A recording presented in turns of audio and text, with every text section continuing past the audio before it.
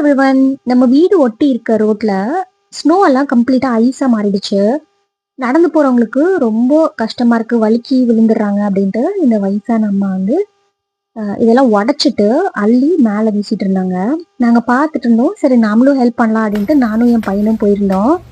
ரொம்ப நேரம் இவங்களோட சேர்ந்து நாங்களும் ஹெல்ப் பண்ணிட்டு உடைச்சிட்டு அள்ளியெல்லாம் ஹெல்ப் பண்ணிட்டு இருந்தோம்.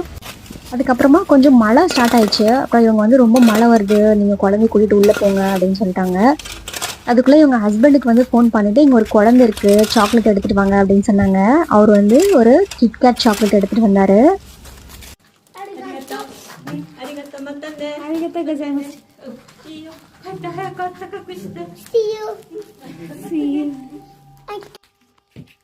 வீட்டுக்கு வந்து பார்த்தோன்னே தான் தெரிஞ்சுது, ஒரு சாண்டா கிளாஸே எங்க வீட்டுக்கு வந்த மாதிரி ஒரு ஃபீலிங்கு. இது வந்து சாண்டா கிளாஸ் கிட்கேட்டு. இந்த வருஷம் கிறிஸ்மஸ் எங்களுக்கு சூப்பரா ஒரு சாண்டா கிளாஸ் எங்க வீட்டுக்கே வந்துட்டாரு.